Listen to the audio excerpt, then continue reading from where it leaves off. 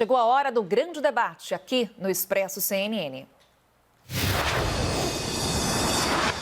Como você viu aqui no Expresso CNN, o ministro Luiz Roberto Barroso determinou o afastamento do senador Chico Rodrigues, que foi alvo de busca e apreensão.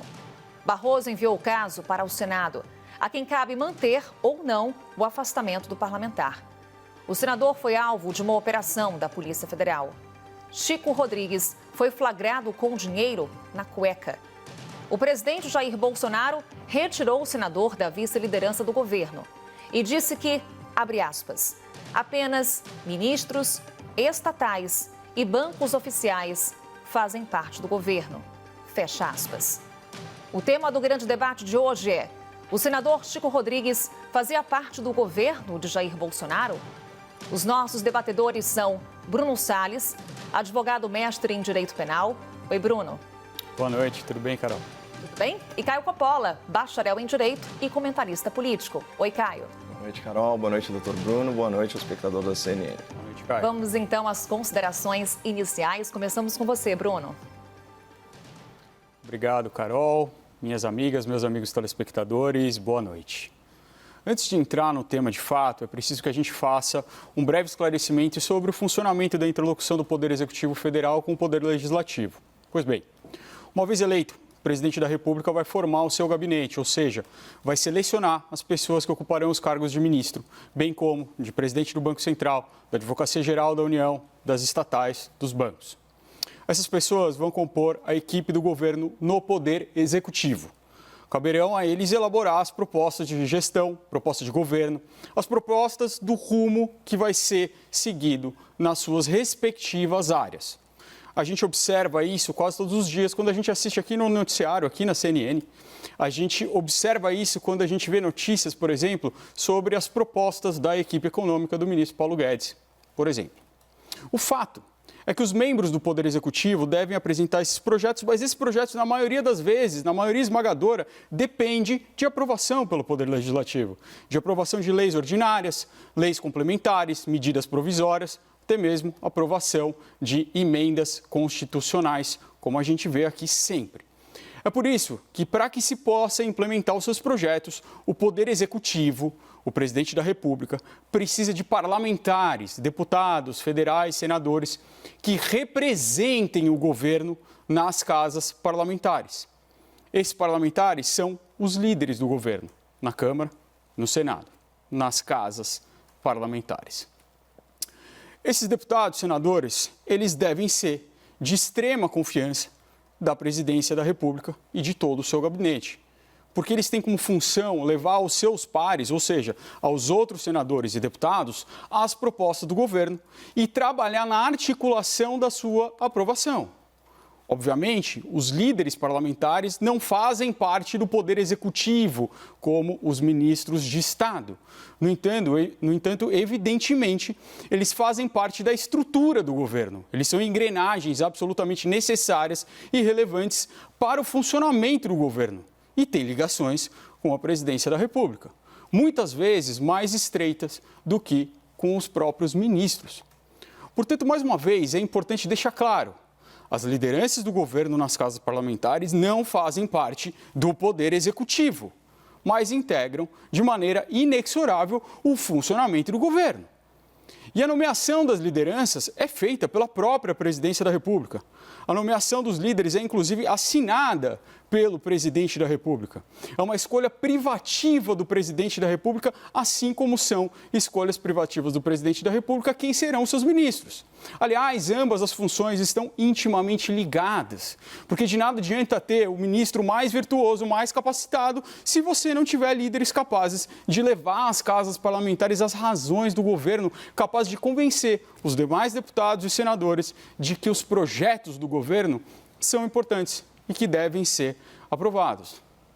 Ora, nesse cenário, compreendendo as engrenagens do governo, é muita ingenuidade, com uma dose cavalar de devoção referencial, acreditar que os líderes do governo não têm nada a ver com o governo. Observem o desatino, o absurdo dessa frase, dessa prosápia estulta, como diria Graciliano Ramos. Os líderes do governo não têm nada a ver com o governo. Há de se ter uma reverência cega às narrativas oficiais, já alardeada pelo excelentíssimo presidente Jair Bolsonaro, de que seus líderes nada têm a ver com ele, não tem nada a ver com o governo. É o mesmo tipo de ablepsia necessária para acreditar, como crianças acreditam em fadas e gnomos, que não há qualquer caso de corrupção rondando o governo. Como se as investigações já não tivessem demonstrado a ligação dos filhos do presidente e membros do chamado gabinete do ódio que habitam os corredores do Palácio do Planalto em esquemas de manipulação de informações e de disparos em massa em redes sociais, tudo isso narrado e confirmado por ex-aliados. Como se o ministro do Meio Ambiente não tivesse sido condenado em uma ação de improbidade administrativa por infrações ambientais, inclusive pela adulteração de documentos. Como se o chefe da SECOM, Fábio Weingarten, não tivesse sendo investigado por corrupção, peculato, advocacia administrativa, por ser sócio majoritário de uma empresa que recebeu vultosas verbas de comunicação. Como se o ministro do Turismo não tivesse sido denunciado pelo Ministério Público Federal pelo esquema das candidaturas laranjas do partido do presidente da República, em 2018. Isso, para não falar das ligações históricas da família Bolsonaro com Fabrício Queiroz, para não falar de rachadinha, de empréstimos nunca esclarecidos, de cheque nas contas da primeira-dama, de funcionários fantasmas de gabinete, inclusive de valores de caixa 2 pagos por empreiteiras que o próprio presidente da República, enquanto candidato, admitiu ter recebido por meio do seu partido. Veja que sequer a gente precisa falar da ligação do governo com os seus próprios líderes. A gente não precisa falar da busca e apreensão sofrida pelo líder da Câmara, Ricardo Barros, ainda no mês passado. A gente nem precisa falar da constrangedora apreensão de valores nas partes íntimas do vice-líder do Senado, Chico Rodrigues, na data de ontem. Não adianta tapar o nariz, não adianta fechar os olhos, nem tentar passar qualquer pano. O cheiro está no ar. A sujeira está por todos os lados e o caldo está entornando no chão. Vamos agora às considerações iniciais de você, Caio. Claro. Bom, embora a circunstância do flagra seja bem peculiar e até cômica, esse é um assunto para ser debatido com seriedade. A conduta potencialmente ilícita de um senador da República. Se confirmadas as suspeitas das autoridades policiais, o senhor Chico Rodrigues é parte de um esquema imoral e criminoso de desvio de verbas públicas destinadas ao enfrentamento da pandemia. Claro que isso jamais pode ser normalizado, mas não é nenhuma novidade vermos um parlamentar brasileiro envolvido nesse tipo de escândalo. O levantamento do Estado de São Paulo sobre essa nova legislatura revelou que a intuição coletiva já sinalizava. Mesmo com a renovação recorde de 2018, o nosso Congresso ainda é composto pela escória da sociedade e não representa o verdadeiro caráter da esmagadora maioria da nossa população, que é honesta e trabalhadora. Na Câmara Federal, 160 deputados já iniciaram seus mandatos respondendo a processos penais por corrupção, lavagem de dinheiro, improbidade administrativa, danos ao erário público, enriquecimento ilícito, estelionato, assédio sexual. E no Senado, a estatística é ainda mais assustadora. 38 senadores, ou seja, quase metade da casa, está às voltas com as autoridades policiais e judiciais. É nessa conta que entrou, de forma espetaculosa e bem bizarra, o senhor Chico Rodrigues. Mas quando nós denunciamos essa verdadeira cleptocracia no Legislativo, sempre tem um falso moralista para nos acusar de criminalizar a política, como se nós não fôssemos as vítimas e os políticos, esses sim, os criminosos. Mas há um sinal positivo nesse episódio anedótico aí da delinquência política nacional. O desespero sôfrego da imprensa em associar o senador de cuecas recheadas ao presidente da República. É um sinal positivo porque evidencia a ausência de escândalos de corrupção na administração federal desde janeiro de 2019, um recorde histórico de zelo com a coisa pública. Apesar da sua má vontade crônica e de todos os esforços investigativos, o jornalismo militante ainda não conseguiu atribuir ao presidente ou a qualquer membro do primeiro escalão do governo Bolsonaro crimes contra o erário federal. Mas na ânsia de desgastarem a imagem da presidência da República, alguns colegas caem, ou melhor, se estatelam em contradição. O espectador vai se lembrar. Eles alegavam que as nomeações para as diretorias e superintendências da Polícia Federal configuravam interferência política nas investigações. Mas vejam só, foi a Polícia Federal que deflagrou a ação contra o senador Chico Rodrigues, que é da base do governo. Cadê a interferência? Vocês acham que o presidente usaria sua suposta influência na PF para ir atrás de um aliado político? E se fosse para ele interferir de alguma forma, não seria tentando frear a investigação? Parece que a autonomia da Polícia Federal em relação ao governo, né, e seus aliados continua vigente, ao contrário do que foi ventilado por quem desconhece ou finge desconhecer a real independência dessa valorosa instituição. Também diziam, né, os analistas de plantão, que faltava ao Executivo aquela capacidade de diálogo e articulação para garantir a governabilidade ou a harmonia entre os poderes. Pois bem, o presidente tirou seus aliados de primeira hora das posições de liderança na Câmara, no Senado e no Congresso e distribuiu esses postos entre os partidos do Centrão, DEM, MDB, PP, PL, PSD, as siglas com as maiores bancadas que não fazem oposição ideológica às propostas do governo. Atualmente, dos 29 parlamentares em posições de liderança, apenas 2 são do PSL, né, e um deles é o filho do presidente. O resto está distribuído exatamente como a imprensa especializada queria e agora critica.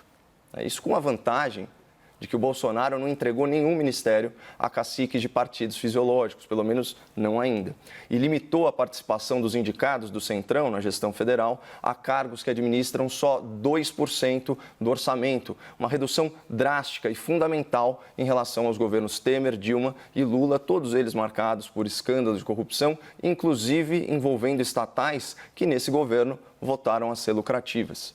Mas, enfim, identificadas aí as flagrantes contradições dessa imprensa que questionava a autonomia da Polícia Federal e sempre exigiu do governo uma articulação política pragmática que garantisse a tal governabilidade, aqui eu compartilho com o espectador uma constatação chocante, com base naqueles números preocupantes compilados junto aos tribunais que eu já falei para vocês. Se 1/3 do Congresso Nacional está enredado em processos criminais, é virtualmente impossível formar uma maioria, né, que não envolva o apoio de parlamentares criminosos. Né? Agora, isso é muito diferente de ser condescendente, de ser leniente com práticas ilícitas. E, nesse sentido, o presidente agiu de forma correta ao afastar o senador da vice-liderança, porque, nesse caso, há muitos indícios de conduta criminosa. Mas, respondendo à pergunta em debate, isso significa que o senador Chico Rodrigues faz parte do governo? É claro que não. Para sustentar um despropósito desses, a gente teria que anular o princípio da separação dos poderes e rasgar a Constituição Federal, que explicitamente estabelece e reforça a independência entre governo, parlamento e justiça. Ocorre que o processo de legislar, assim como as dotações orçamentárias, envolvem os 2 poderes eleitos, o executivo e o legislativo. Por isso, o sistema republicano brasileiro prevê que o governo escolha entre os parlamentares alguns representantes para serem os seus interlocutores preferenciais junto à Câmara e junto ao Senado. Mas nem forçando dá para afirmar que os 29 deputados e senadores das lideranças e vice-lideranças do parlamento fazem parte do governo. Eles fazem parte do Congresso Nacional. Qualquer conclusão fora dessa realidade institucional é muito mais torcida do que análise. Caso no grande debate de hoje, vamos aos argumentos finais. Começamos com você, Caio. 1 minuto. Bom, eu queria destacar, como eu bem disse, que existe aí uma grande torcida, certo, contra a presidência da República, um esforço conjunto aí de alas militantes em fazer esse desgaste de imagem, esse tipo de coisa. E fica muito claro, né, que quando você tenta quebrar a questão da separação dos poderes para transformar um parlamentar eleito fora da folha de pagamento da União, né, que não integra o governo, quando você quer juntar isso e fazer essa associação de imagem, por mais que ela possa fazer sentido do ponto de vista político, do ponto de vista institucional, não. Então, de novo, não se trata de um quadro do governo Bolsonaro, se trata de um quadro do Congresso Nacional. E como eu pontuei, é estatisticamente impossível aprovar qualquer coisa na Câmara ou até mesmo escolher interlocutores que não tenham alguma complicação penal. Claro, uma vez que se verifica isso e que há indícios robustos, né, de prática criminosa, tem que fazer exatamente o que o presidente da República fez e afastar esses aliados, né, no que lhe compete, que é só o cargo da vice-liderança. Acabar com o mandato dele, isso é uma decisão do próprio parlamento e de afastamento, no caso, à justiça, como decidiu bem o ministro Barroso. Seus argumentos finais, Bruno. Obrigado, Carol. Caio, eu tinha tanta coisa para falar. Mas vamos lá, vamos tentar resumir. Primeiro, é preciso que você atualize a sua listinha. Agora tem parlamentares respondendo por homicídio também. Eu acho que essa não ficou, infelizmente. Mas eu acho que aqui tem um ponto importante. Primeiro, não foi o presidente que afastou o vice-líder. Se não tiver uma fraude no Diário Oficial, ele foi afastado a pedido. Foi ele que hoje de manhã disse que queria sair. Então, essa já é um ponto que precisa ser esclarecido e isso foi dito na CNN aqui um pouco antes da gente entrar. Segundo ponto, a gente precisa diferenciar de uma maneira clara o que é governo, o que é poder executivo. Existe a tripartição de poderes, que são os poderes executivo, legislativo e judiciário. O governo não é o poder executivo. O governo não é só a presidência, o governo é feito inclusive pela sociedade civil, ele é feito por vários players, ele é feito inclusive pela oposição, por uma série de pessoas. E é por isso que se chama de líderes do governo. Não é líderes de outra pessoa, é a articulação do governo. São pessoas escolhidas a dedo, com confiança, pelo governo. Então, eu não estou dizendo que o presidente Jair Bolsonaro tem qualquer relação com um escândalo de corrupção desse dinheiro na cueca, nas nádegas, como foi dito pelo relatório da Polícia Federal. Não é isso. Agora, querer dizer que o vice-líder do governo não tem relação com o governo, que mundo a gente chega. Daqui a pouco, o presidente da República vai dizer que ele está sendo acusado de ser pai dos seus filhos. E isso é um despautério. Não é isso. Nós precisamos dar valor às palavras e às funções. O vice-líder do governo faz parte do governo, embora não faça parte do poder executivo. Obrigada, Bruno. Obrigada, Caio. Uma boa noite para vocês. Obrigado, Carol. E amanhã, claro, tem mais grande debate aqui no Expresso CNN.